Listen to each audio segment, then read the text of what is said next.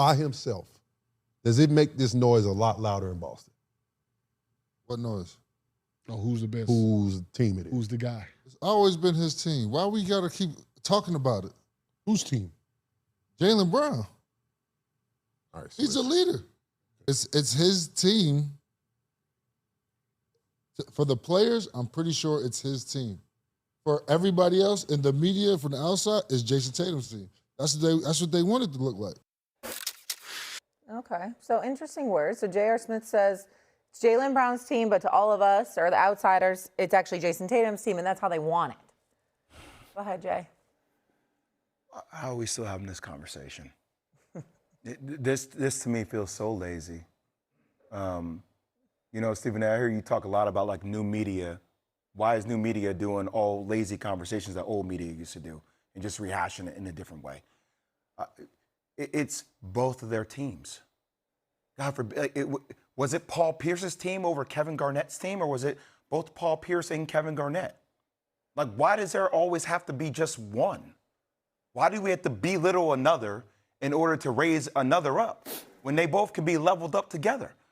You can make a case easily that if you want to call Jaylen Brown the heart and soul, then you can call Jayson Tatum the backbone, the spine. Because Jayson Tatum does a lot of the dirty work on the defensive end as well because of the utility and versatility he brings to the table. I think both players are just as elite. I think it's a lazy, old conversation to revisit whose team it is when it's both of theirs. Obviously, they've proven they can win championships together. It's both their damn team. Janae, go ahead. I have a simple answer for this.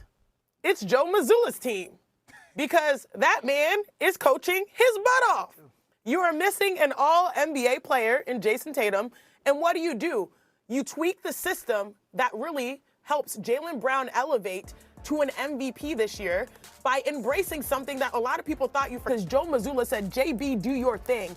Go out there, hit those mid-range shots. Go out there and be a dog. Go out there and be motivated. And I will surround you with some of the best shooting in the game. Joe Mazzulla has been coaching his butt off the last few years. And so when I look at this is a team that's still number 3 in made threes. They have the number 2 offensive rating. They have lost a number of key pieces to the championship squad, and it does not matter. Are they still number 2 right now in the East? They have a number 7 defensive rating.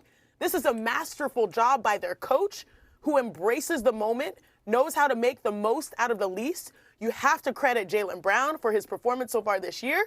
But the simple answer is it's Joe Mazzulla's squad, and Jayson Tatum embraces the moment, knows how to make the most out of the least. You have to credit Jaylen Brown for his performance so far this year. But the simple answer is it's Joe Mazzulla's squad, and Jayson Tatum and Jaylen Brown, they know how to allow each other to lead in a healthy way where they don't feel threatened by everyone else's success. Good answer, Janae. Stephen A., what do you think? Both of y'all make very valid points, and y'all haven't said anything that I disagree with, because I think that Jayson Tatum is a stud, and I think for years he's been underappreciated personally.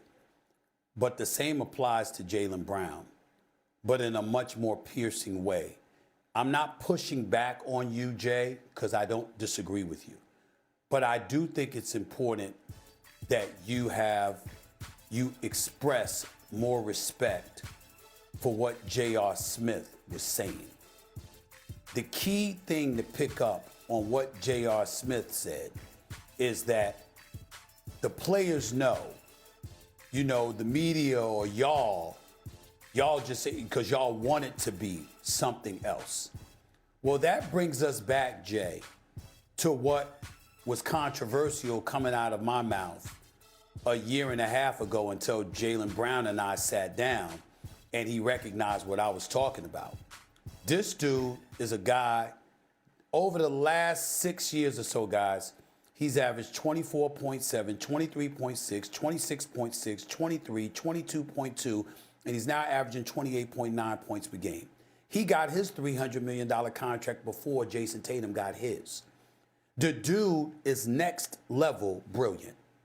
He is a highly, highly intelligent brother. Very accomplished, very outspoken, very philanthropic with his time, his money, and his energy. He's a good dude, but he doesn't suffer fools easily, and he doesn't take any mess. And because of that, there was this perception out there that he wasn't liked, whether it be by Madison Avenue, whether it be by sneaker companies because of his position or with Nike, whether his outspokenness during the whole race riots and all of this stuff, racial justice movement, all of this other stuff that was going on. There were a plethora of things that contributed to some narrative trying to denigrate and minimize him. What I did was come on the air and say, that's how some folks feel about you, and that's what they're saying about you. I don't feel that way about you. There's a whole bunch of people that cover the NBA that don't feel that way about you, but you need to know. And that's when he came to the playoffs and was like, who's your source, that kind of thing. Because that's the kind of stuff that was being said.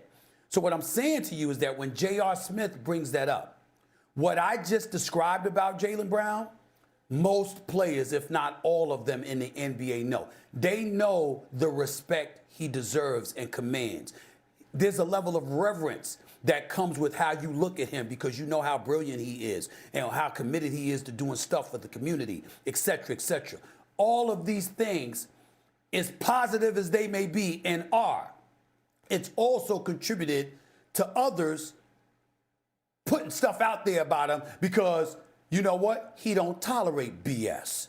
And you can't just come to him with any old thing and think he's just going to embrace it and accept it. He's a thinking man. He's an independent thinker. And he don't tolerate that nonsense. And because of that, people might be put off by it.